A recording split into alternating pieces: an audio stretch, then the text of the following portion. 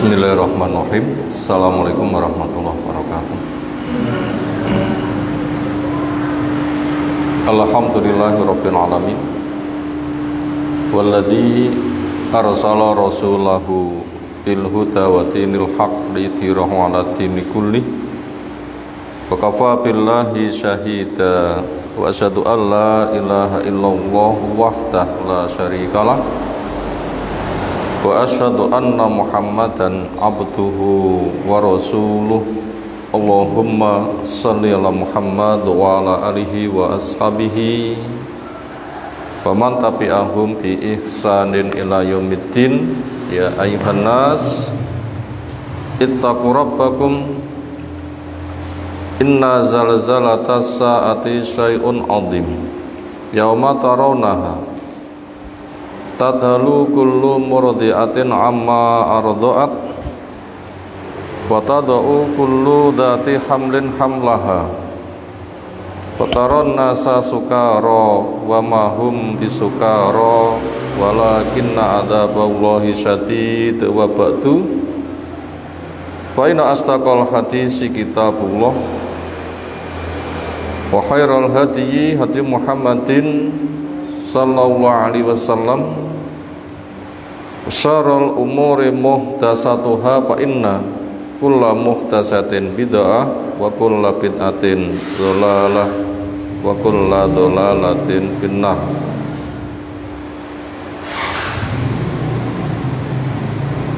Ayol ikhwah, a'azana subhanahu wa ta'ala. Insyaallah kita melanjutkan mengkaji kitab Nidaatur Rahman li Ahlil Iman. Panggilan-panggilan Allah Zat yang Maha Rahman untuk hamba-hambanya yang beriman, yaitu mengkaji ayat-ayat yang diawali ya ayyuhalladzina amanu. Buku karya tulis Fadilatus Syekh Abu Bakar Jabil Al-Jazairi rahimahullahu ta'ala.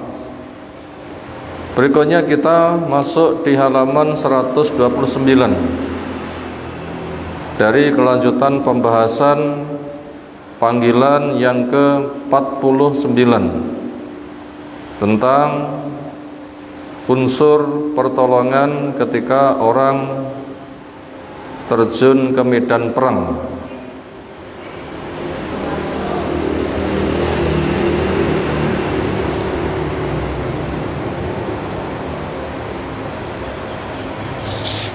Kita baca ulang ayatnya.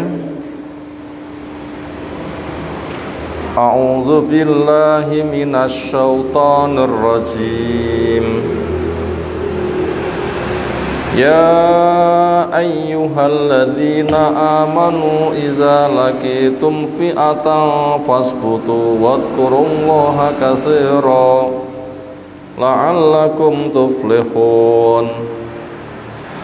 Wa ati'ullaha wa rasulahu wa la tanaza'u fatafshalu wa tadhhaba rihukum wasbiru innallaha ma'as sabirin. Wa la takunu kalladzina kharaju min diyarihim bataran wa ria'an nasi wa yasudduna sabilillah wallahu bima ya'maluna muhit. Wahai orang yang beriman, bila kalian berhadapan kepada orang kafir di medan peperangan, maka teguhlah bagaikan gunung yang tidak mungkin akan beranjak mundur, terus menyerang maju. Dan supaya kalian selalu berzikir kepada Allah, tidak boleh lisan berhenti dari zikir, tidak boleh diganti nyanyi. Dengan begitu kalian akan beruntung. Taatilah Allah dan juga Rasulnya. Kalian jangan berselisih, nanti kalian lemah dan kekuatanmu hilang. Dan bersabarlah, sesungguhnya Allah menyertai pada orang yang sabar. Dengan penyataan khusus pertolongannya. Dan kalian jangan menjadi seperti orang yang keluar dari tempatnya dengan sombong dan riya, beramal cari sanjungan makhluk, dan menghalangi manusia dari jalan Allah dan Allah terhadap apa yang mereka lakukan. Maknanya yang kamu lakukan Maha tahu, nggak ada yang luput dari pengawasan Allah Ta'ala.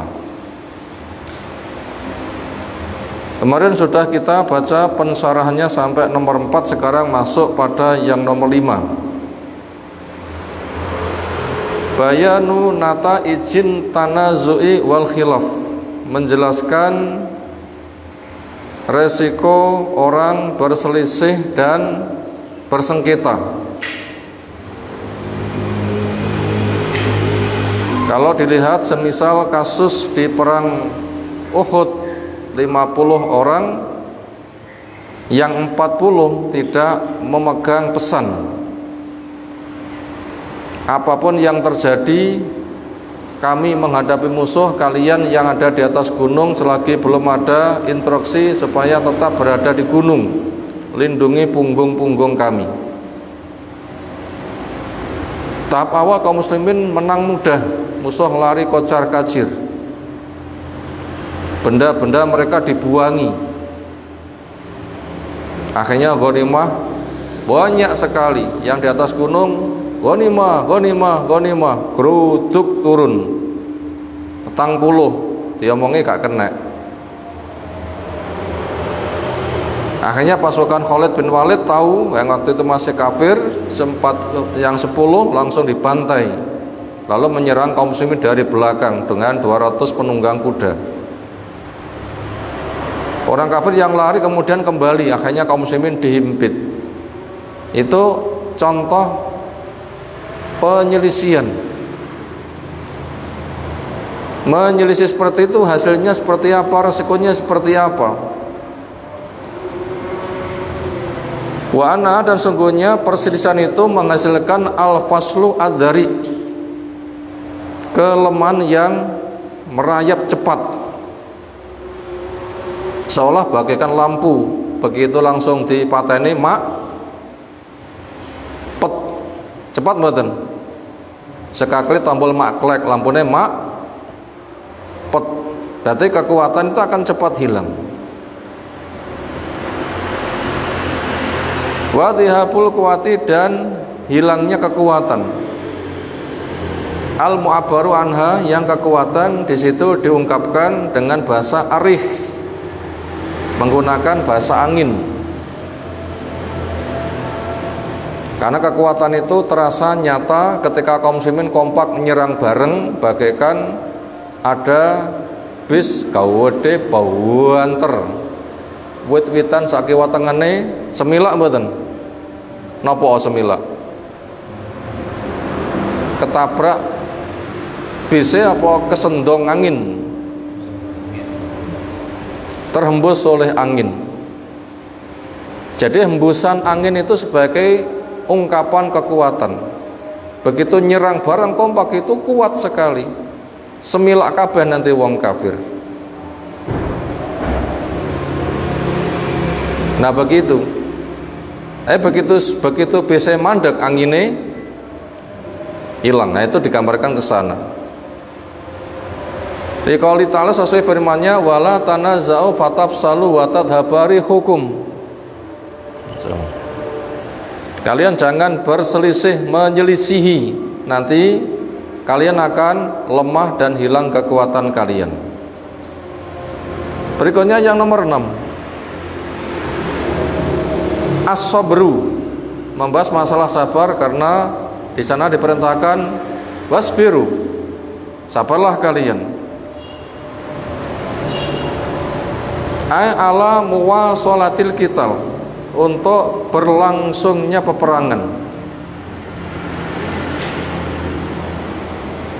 di atas berlangsungnya peperangan. Sabarlah, apapun yang menimpa sabarlah, agar peperangan berlangsung, jangan mundur. Ba'dal i'dati, setelah persiapan lahu untuk peperangan, wa tautini nufus, dan setelah menenteramkan jiwa, memperbanyak zikir, wa idatiha, dan segala persiapannya lil jihad, untuk peperangan fisabilillah. Liqaulihi, sebagaimana firman-Nya, wasbiru innallaha ma'as sabirin, sabarlah kalian, Allah bersama orang yang sabar. Allah berada di atas arsy, kita di bawah. Jarak kita dengan Allah yang kita rasakan jauh. Allah buat kita dekat, kenapa? Langit bumi berada pada jarinya, kita saja yang kecil. Ketika Allah menyertai dengan pendengarannya, penglihatannya, ilmunya, spesial dengan pertolongannya.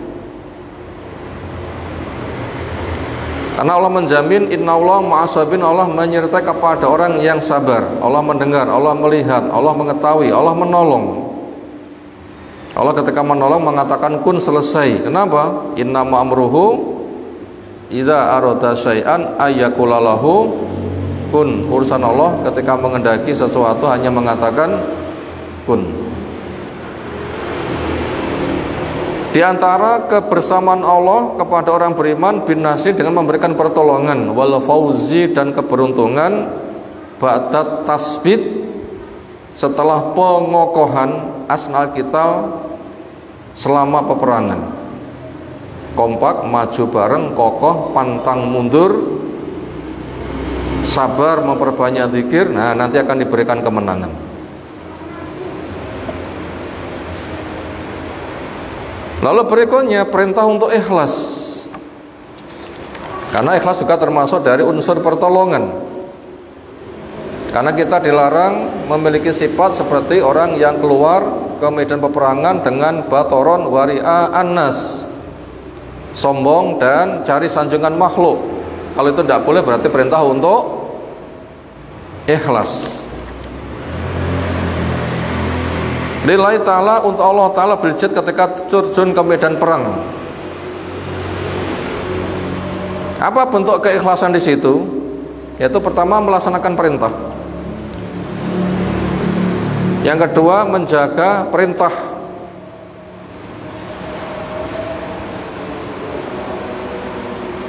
Dengan mengilmuinya seluk-beluk kemenangan. Berarti bentuk keikhlasan pertama melaksanakan perintah, yang kedua menjaga perintah itu dengan memahami seluk-beluk kemenangan. Sebab-sebab menang itu jaga. Kemudian kan juga termasuk ikhlas adalah mengamankan, menjaga aman syariat. Bentuk keikhlasan juga adalah mengikuti peraturan syariat sebagaimana yang telah dicontohkan Nabi Shallallahu Alaihi Wasallam. Itu ada 4 macam perincian keikhlasan. Ada 4 macam perincian keikhlasan. Pertama, bentuk ikhlas melaksanakan syariat.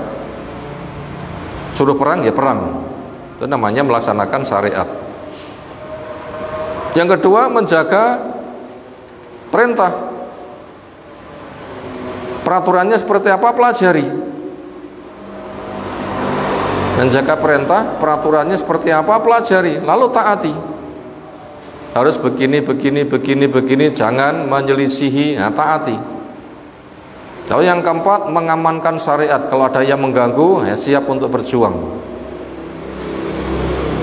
Lalu yang keempat, mengikuti peraturan yang telah ditetapkannya sebagaimana telah diinstruksikan Nabi Shallallahu Alaihi Wasallam, diinstruksikan oleh panglima perangnya. Itu masuk pada pembahasan ikhlas, yang semuanya merujuk kepada Allah Ta'ala, mengharapkan rahmatnya untuk ditolong, tidak mencari sanjungan makhluk, tidak punya niatan untuk cari ghanimah. Adapun nek penang nanti otomatis ghanimah, ora usah dicari, nanti otomatis gitu kan. tiang dahar rasir wareg pokok sak piring pakai pun wareg. Gak usah golek ghanemah, pokok nanti menang brayo didumi. Kita sami lek di dahar tom-tomon wareg ngoten nggih. Nek mati saja hidangan sepiring otomatis. Makanya jangan sampai perang punya niatan cari ghanimah.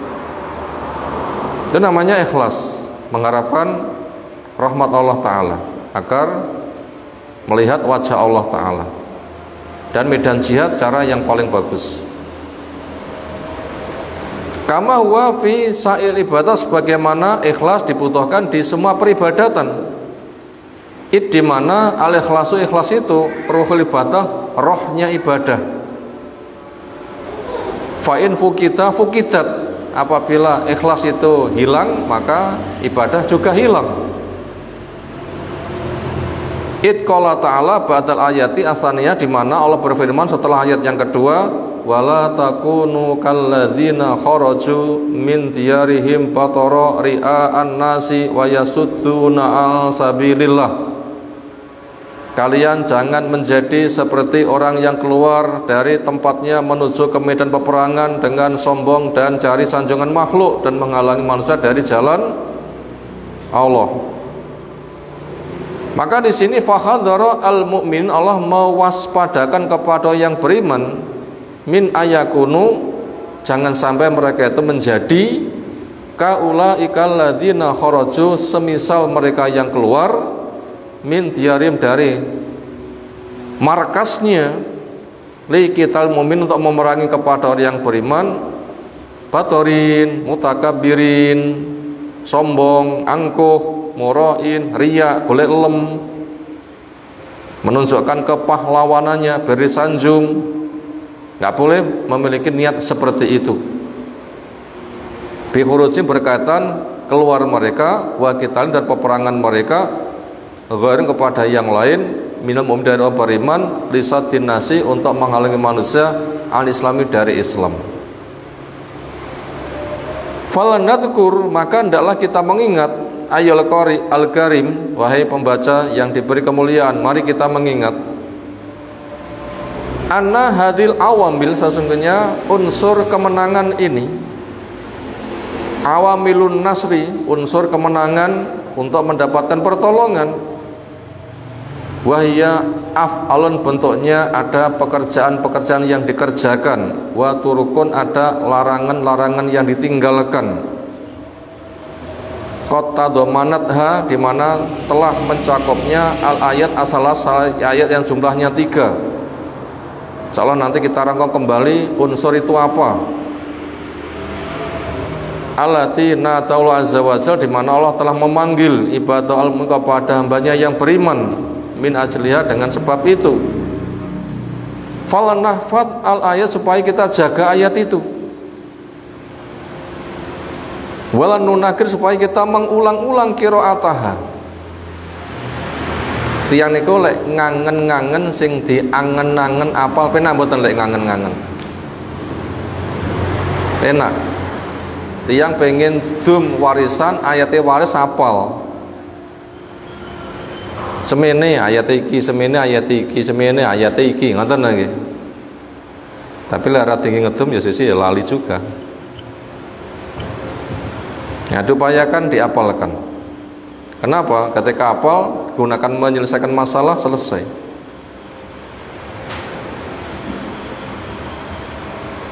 Supaya kita mengulang-ulang qiraataha wa qiraata ma'aniha, bacaan lafaznya dan juga bacaan maknanya.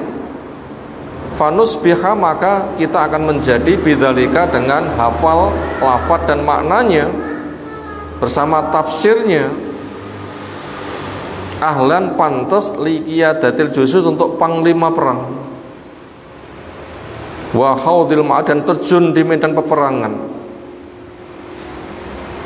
walayyasila ila mustawa mustawana, dan tidak akan bisa sampai kepada peringkat kita arafi yang tinggi, kok itu ma'arik, panglima perang, walau darasa fi kulli kulliyat, walaupun pernah kuliah di semua perkuliahan al-harbi yang membahas masalah peperangan fil alam yang ada di dunia internasional, al-kafir al-fajir, orang kafir yang pendosa.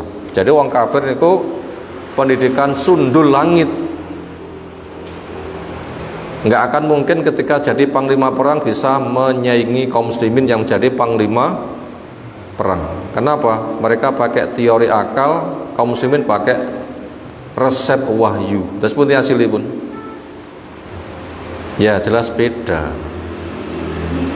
Sito ahlu sunnah, sito ahli akal. Ahli akal mikirnya pusing. Ahlu sunnah karek ngapal nih, cak cek ngoten lagi.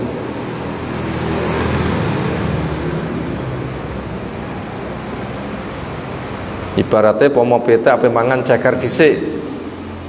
Ceker entuk ya urung sida mangan ngoten nggih. Tapi nek damel sunah cepak kabeh. Karek temblam-tembel 5 menit mari ngoten nggih. Ya pitik ceker lagi mangan niku mungkin wareke pinten jam kira-kira. Ya gitulah ahli filsafat. Hukum itu cari baru beramal.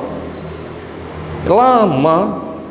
Amal pun juga masih bersifat eksperimen, penelitian, belum kepas, iya nanti akan repot direvisi gitu kan. Kalau pakai wahyu kan sudah instan kan, cepat sekali. Podo-podo umur 20 tahun, sitok modale menguasai Quran, sitok modale kuliah, podo-podo khutbah, memadai sing pundi kira-kira.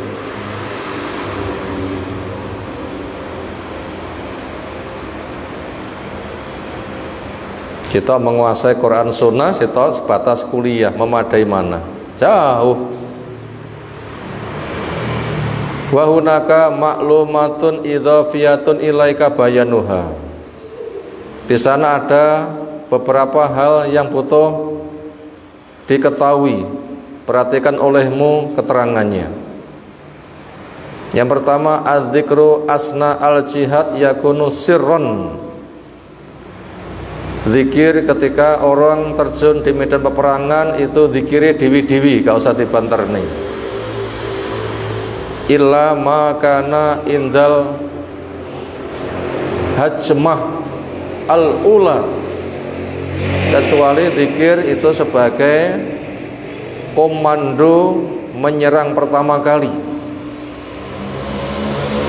Fa'inau yakunu birof isaut, zikir untuk komando nyerang pertama kali itu keras.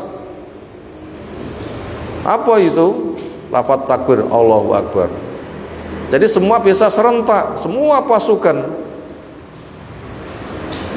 sewu takbir bengok bareng banter rame menapa dereng punan. Allahu Akbar, Allahu Akbar, serentak itu bergema suaranya. Nah itu banternya takbir itu ketika awal menyerang dan semuanya gempar nanti suaranya.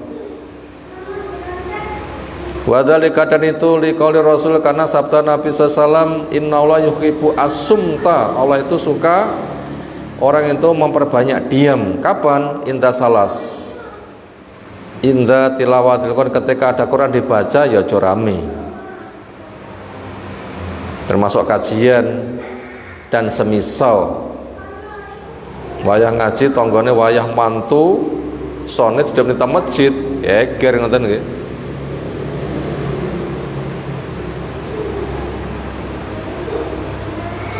Demikian juga yang kedua, inda zahfi, ketika perang sedang berkecamuk, itu zikirnya lirih. Yang ketiga, wa indal jenazah, ketika ngurus jenazah, selama mengantarkan nggih senyap, boten pateng celebung ngoten nggih. Dan tidak usah ini dengan lafaz zikir. Kadang-kadang sebagian tiang niku ngeterne jenazah kabeh muni la ilaha illallah, la ilaha illallah, la ilaha illallah ngoten nggih. Enggak boleh, diam, senyap itu. Itu tiga supaya orang itu diam.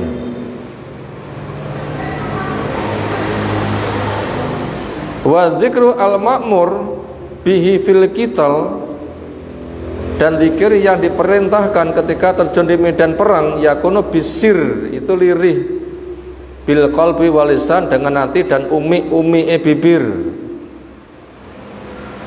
Itsoha qaulu ar-rasul sallallahu alaihi wasallam yaqulullahu ta'ala, di mana telah sahih sabda Nabi sallallahu alaihi wasallam berkaitan firman Allah Ta'ala, yaitu hadis qudsi, inna abdi kulla abdi, sesungguhnya hambaku yang betul-betul hambaku, alladzi yadkuruni wa huwa yunajizu qarnahu, yang selalu zikir kepada saya sementara dia itu sedang duel.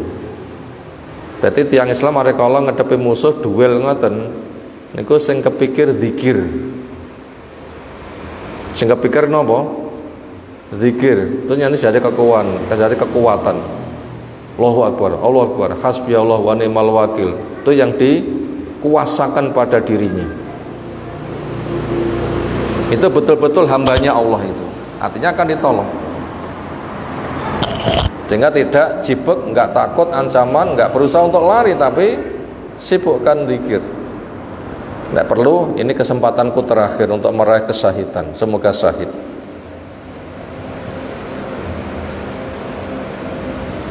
Maknanya la yusghiluhu dzalikal hal, keadaan itu enggak membuat sibuk. Berarti enggak dibikin sibuk gertakane wong kafir, mungkin jumlah akeh senjatanya dan macam-macam. Itu enggak kepikir, sing kepikir napa? Zikir. An dzikri wa du'ai wastighosati, sing kepikir zikir kepada saya, doa kepada saya, dan minta tolong. Akeh rasa kepikir, senjata rasa kepikir, mikiro, zikir, doa, istighosah, dah begitu.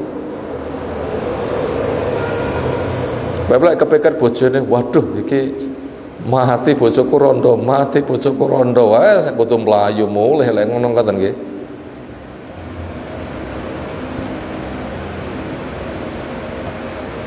Sanian qala ahadul ulama ar-rabbaniyin, berkata salah satu ulama rabbani, ulama ahlus sunnah maknanya, lau rukhisa lihatin fi tarki dzikri, andaikan diberikan rukhsah, keringanan seseorang untuk meninggalkan zikir, pomo zikir itu oleh mandek, la rukhisa li Zakaria, niscaya Zakaria sing gak zikir blas. Napa? Qala ta'ala, Allah berfirman, Allah tukalliman nasa salasata ayam illa romza, bahwa kamu tidak boleh berbincang dengan manusia, kamu tidak bisa ngomong dengan manusia selama 3 hari berturut. Buat korobaka kathira, supaya kamu perbanyak zikir. Upama zikir oleh mandek Nabi Zakaria napa? 3 dina ora oleh ngomong. Tapi kenyataannya Allah tetap mengiringkan dengan buat korobaka kathira. Yang manusia kalau ngomong, tetapi kepada Allah tetap zikir. Napa kasus sih? Nabi Zakaria 3 dina kemudian sakit ngomong.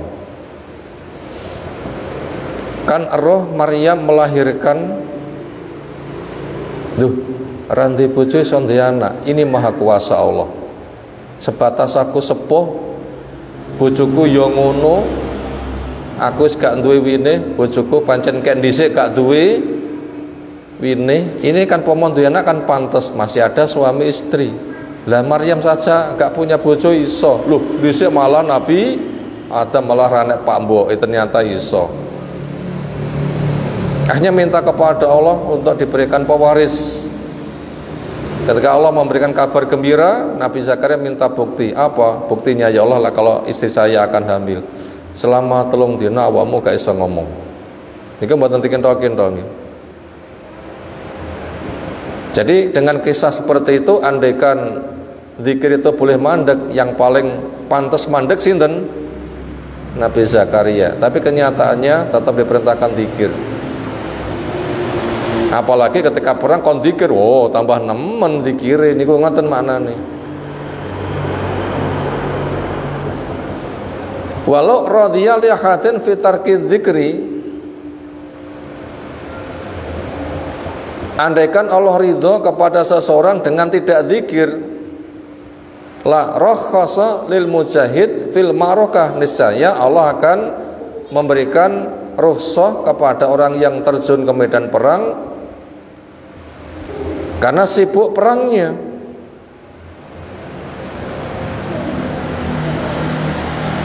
Tetapi sibuk perang tidak boleh menyita pemikiran. Pemikiranmu ngekehno zikir, rasa mikir jumlahmu musuh. Wa min huna, dari sini, la yutraku adzikru illa fi halin wahidatin, zikir enggak boleh ditinggalkan kecuali satu keadaan saja. Kapan? Wa ya hali julusil abdi li qadail hajat wa ay at-taghawwud, yaitu keadaan duduk ketika seorang hamba buang hajat ewisin. Lah niku lagi zikire mandek tenanan ngoten nggih. Itu saja, zikir itu berhenti. Artinya lisan tidak menggerakkan. Adapun nggih pikirane nggih tetap mawon untuk mengambil pelajaran. Salisan, i'lam innahu la jihada lil kufar biduni imamatin syar'iyyatin, ketahuilah enggak boleh terjun ke medan perang menghadapi orang kafir kecuali harus melewati waliyul amri. Lek mboten melewati waliyul amri malah mengkafirkan waliyul amri, nah niku khawarij, pemberontak. Diawali dengan kasak kusuk, lama-lama demo.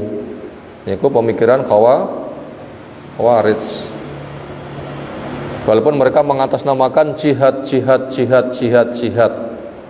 Bahkan kelompok namanya kelompok Salafi Jihadi, sampai begitu jenengi. Penggayane ngebom kono kene kono ini jare jihad. Wis jelas ra taten yang waliul amri, ra nek perintahe ngomong jihad pisan. Wow, niki kan ngapusi tenanan ngoten nggih. Lihat Nabi SAW itu ketika jihad bagaimana? Tegak dakwah dulu, gak diterima, diusir, akhirnya hijrah. Siap hijrah ketika ada tempatnya. Siapi dakwah dulu. Mereka siap membela agama lebih daripada membela diri, keluarga, harta, dan pemimpinnya. Orang Madinah siap, baru gerutu-gerutu datang ke Madinah, diluruk. Nah itu baru ada jihad. Jadi ada kronologinya jihad perang itu. Bukan sebatas kasak kusuk, demo, mengkafirkan, jihad. Nggak mengena sama sekali. Itu harus ada kiadahnya. Termasuk kita di Indonesia mau keluar negeri untuk membantu di mana yang mungkin membutuhkan peluang tenaga juang, ya harus minta izin.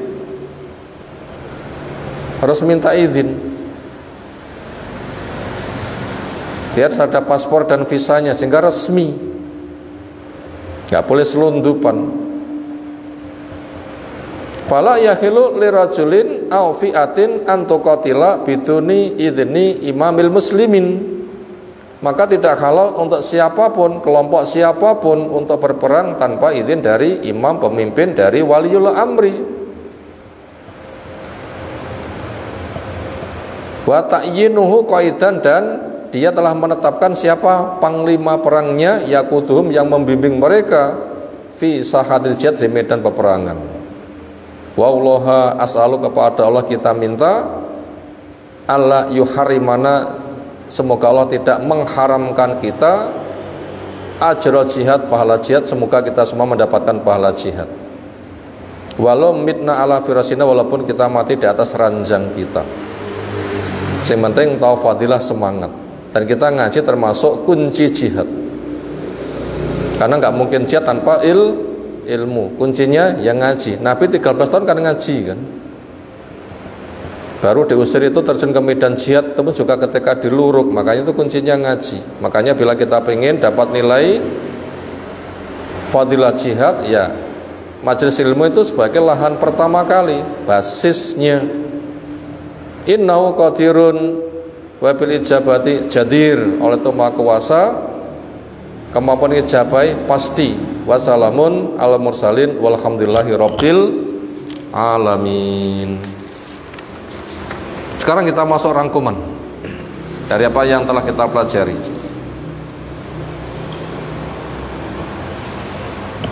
Nomor 1,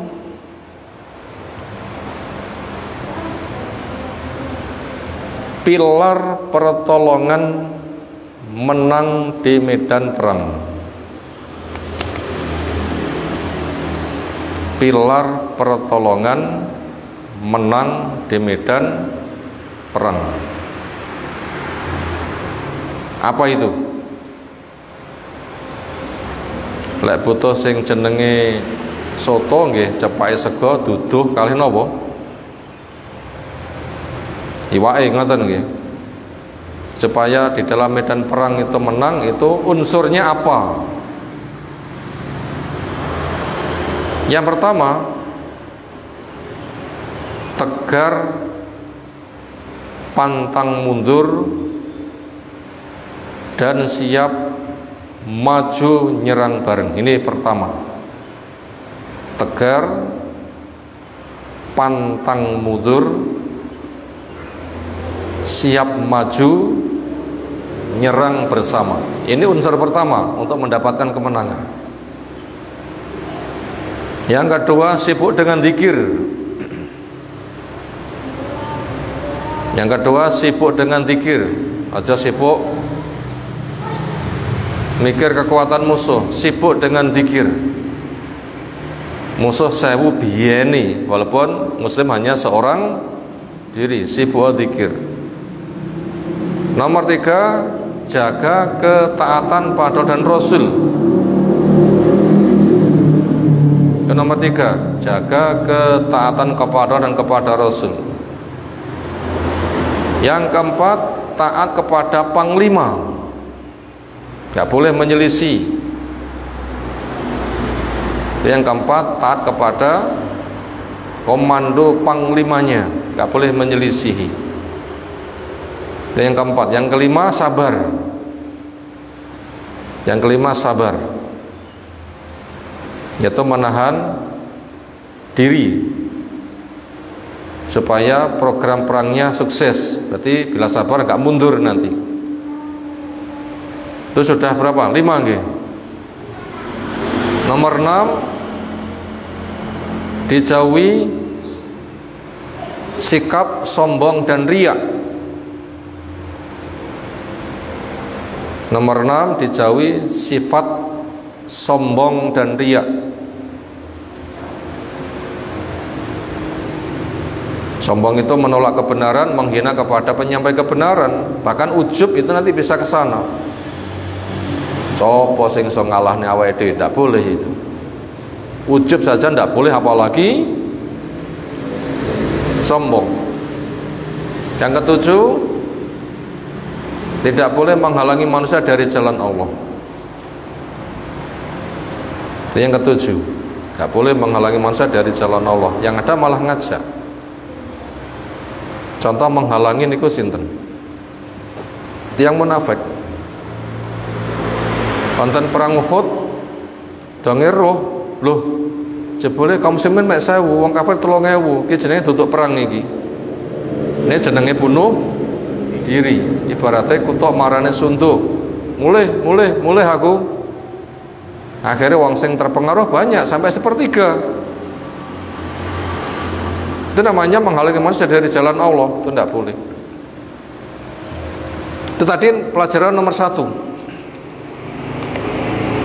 Berikutnya nomor 2,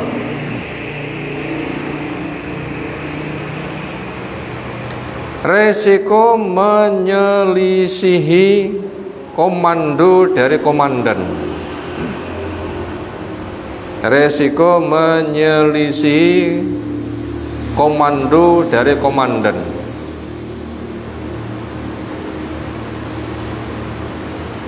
Yaitu akan lemah dan hilang kekuatan,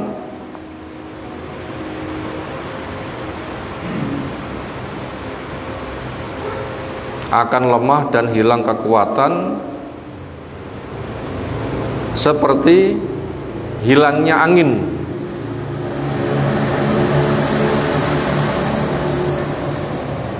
akan lemah dan kehilangan kekuatan seperti cepat hilangnya angin. Titik. Itu resiko menyelisihi. Kekuatannya akan mengalami kelemahan dan hilang kekuatan seperti secepat angin itu ketika berembus. Ban niku lek dikompo mledos mak dhuwur, niku angine kena digoleki malih mboten. Cekelen angine benjo mlayu, piye carane? Ya gitu resiko menyelisihi. Akan mudah kalah itu.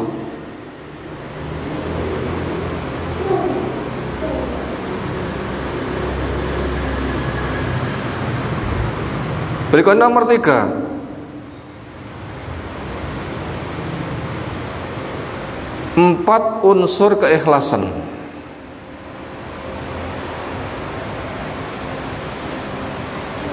Nomor 3, 4 unsur keikhlasan. Tadi sudah kita sampaikan 4 unsur keikhlasan di depan sudah. Tanda orang ikhlas itu pertama siap melaksanakan perintah. Itu tanda ikhlas. Nomor pertama siap melaksanakan perintah. Itu tandane wong ikhlas. Begitu diperintah siap, ngoten nggih. Mboten semoyo. Munitus pun tidak semoyo niku. Kok dhisik ngoten nggih. Molet. Pamit, rumah kami terbuka, butuh penjaga, kami mau pamit dulu. Ngenep lawang umpamanya begitu. Itu alasan untuk melayu. Lali mengke pitik rong dipakan mula badhe mulih makan pitik dhisik. Itu tanda ketidakikhlasan. Namanya itu adalah siap melaksanakan perintah. Nomor 2, menjaga atau menghafalkan lafaz peraturan. Nomor 2, menghafalkan lafaz peraturan. Jadi peraturan itu apa saja dihafal nih, tidak perlu ditulis. Itu unsur ikhlas yang nomor 2. Menjaga dan menghafalkan lafaz peraturan. Bagaimana akan taat apabila lafaznya tidak ngerti? Unsurnya apa? Mbuh lali aku. Gimana akan menjaga? Tulis. Tak joko kiki dihafal nih. Itu unsur kedua dari namanya ikhlas. Sehingga nanti apa yang ia perbuat nanti akan tahu. Lalu nomor 3, mengamankan syariat, mengamankan tegaknya agama ini. Makanya namanya pengaman itu harus siap berjuang sampai mati, namanya pengaman. Misalnya mengamankan Nabi ya siap mati menjaga Nabi. Mengamankan pemimpinnya siap mati, siap maju jadi benteng. Itu mengamankan syariat. Lalu yang keempat, melaksanakan peraturan sebagaimana yang telah diinstruksikan. Melaksanakan peraturan sebagaimana yang diinstruksikan, sehingga tidak ditafsiri dewi-dewi. Tidak ditafsiri dewi-dewi, bagaimana sudah dibriefingkan, diinstruksikan. Cara pelaksanaannya begini. Itu tadi ada 4 unsur ikhlas. Apa pertama? Siap melaksanakan perintah. Itu tanda ikhlas. Apa nomor 2? Menjaga lafaz dari perintah. Peraturan apa saja 1, 2, 3 niku dihafal nih. Lek enggak apal-apal ditulis. Nanti lali diwaca lagi. Yang ketiga, siap mengamankan syariat. Di sana ada panglimanya, penting siap jadi pengawal. Lalu yang keempat, melaksanakan perintah sebagaimana yang telah diinstruksikan. Ojo ditafsiri dewi. Nanti masing-masing dari juru tafsir berselisih nanti jadinya. Nanti berselisih, nggak kompak nanti berselisih. Makanya cara melaksanakan peraturan sebagaimana telah diinstruksikan. Tetapi nomor 3, 4 unsur ikhlas. Di semua hal 4 itu berlaku. Itu saya rangkum dari Khiliyat Thalibil Ilmi yang kita kaji di Blitar. Kan sudah kita bacakan ya tulisannya kan ya. Nah, kita rangkum untuk penerapan di medan perang ya 4 itu digunakan di mana-mana.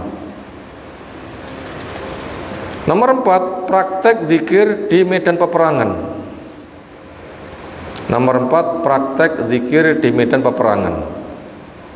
1, secara umum, lirih dan pribadi.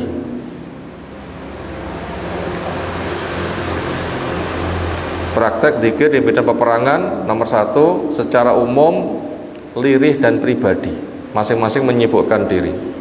Yang nomor 2, keras ketika memulai serangan. Nomor 2, keras ketika memulai serangan.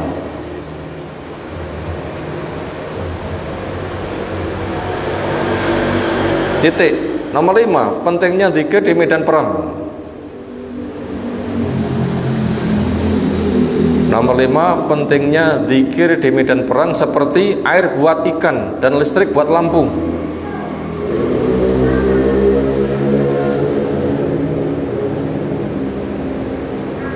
Itu nomor 5, pentingnya zikir di medan peperangan seperti air buat ikan, listrik buat lampu.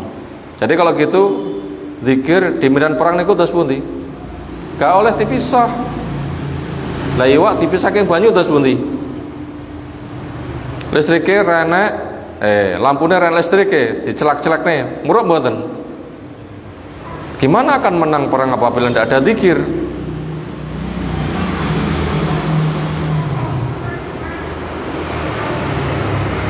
Niki apa budal keng griya teng mriki akeh nyanyi napa akeh zikire sepanjang jalan niki apa? Apa nglamun? Sibukkan dengan zikir. Sibukkan dengan zikir. Kenapa? Itu air buat kehidupan ikan. Rasa mikir sing rono-rono, sibukkan saja dengan apa? Zikir. Nanti Allah yang mencukupi. Terakhir yang ke-6, terjun ke medan perang itu bersama waliyul amri. Terjun ke medan perang itu bersama siapa? Waliyul amri, atau izin dari waliyul amri. Alhamdulillah selesai materi yang kita kaji sore hari ini. Untuk panggilan yang ke-50 insyaallah kita kaji waktu depan. Semoga apa yang telah kita pelajari Allah berikan ilmu bermanfaat untuk kita semuanya. Datang kapan silahkan.